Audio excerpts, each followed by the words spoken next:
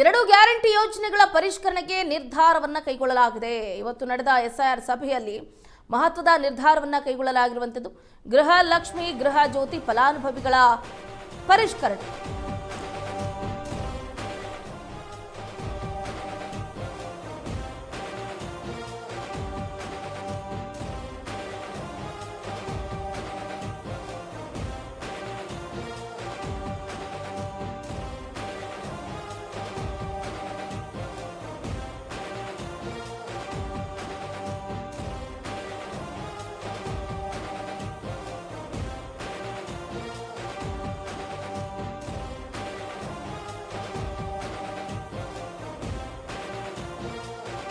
ನಿರ್ಧಾರವನ್ನ ಕೈಗೊಳ್ಳಲಾಗಿರುವಂತದ್ದು ಎಸ್ಐಆರ್ ಹೆಸರಿನಲ್ಲಿ ಏನು ಮತದಾರರ ಹೆಸರು ಡಿಲೀಟ್ ಆರೋಪ, ವಾರ್ ರೂಮ್ ಸ್ಥಾಪಿಸಿದ ಕಾಂಗ್ರೆಸ್ ಎಚ್ಚರ ವಹಿಸುವಂತೆ ಕೈ ನಾಯಕರಿಗೆ ಸಿದ್ದು ಖಡಕ್ ಸೂಚನೆಯನ್ನ ಕೊಟ್ಟಿದ್ದಾರೆ. ಇವತ್ತು ನಡೆದಂತಹ ಎಸ್ಐಆರ್ ಸಭೆಯಲ್ಲಿ ಮಹತ್ವದ ನಿರ್ಧಾರವನ್ನ ಕೈಗೊಳ್ಳಲಾಗಿರುವಂತದ್ದು ಗೃಹಲಕ್ಷ್ಮಿ ಗೃಹ ಜ್ಯೋತಿ ಫಲಾನುಭವಿಗಳ ಪರಿಷ್ಕರಣೆ ಆಗಲಿದ್ದು ಮೃತಪಟ್ಟವರ ಹೆಸರಲ್ಲೂ ಗೃಹಲಕ್ಷ್ಮಿ ಹಣ ಸಂದಾಯ ಆಗ್ತಾ ಇದೆ.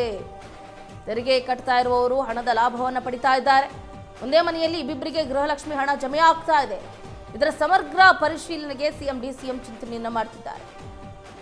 1.24 ಕೋಟಿ ಇರುವ ಗೃಹಲಕ್ಷ್ಮಿ ಫಲಾನುಭವಿಗಳು 1,24,00,000 ಮಹಿಳೆಯರು ಏನು ಈ ಗೃಹಲಕ್ಷ್ಮಿ ಹಣವನ್ನು ಪಡ್ಕೊಳ್ತಾ ಇದ್ದಾರೆ. ಫಲಾನುಭವಿಗಳ ಪರಿಷ್ಕರಣೆ ಮಾಡಿ ಹಣ ಹಾಕೋದಕ್ಕೆ ಚಿಂತನೆಯನ್ನ ಮಾಡಲಾಗ್ತಾ ಇದೆ.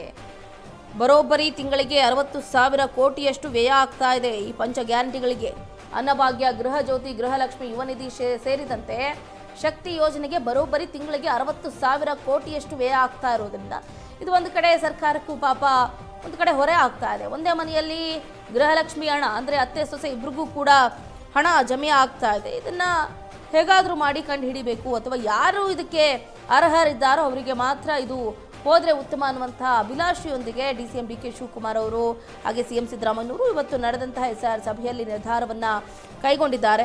ಕರ್ನಾಟಕದಲ್ಲಿ ಜೂನ್ 20ರಿಂದ ಆರಂಭ ಆಗಲಿರುವಂತಹ ಮತದಾರರ ವಿಶೇಷ ತೀವ್ರ ಪಟ್ಟಿ ಪರಿಷ್ಕರಣೆ ಪ್ರಕ್ರಿಯೆ ಕುರಿತು ಇದೇ ಸಂದರ್ಭದಲ್ಲಿ ಒಂದಷ್ಟು ಚರ್ಚೆ ಕೂಡ ನಡೆದಿದೆ.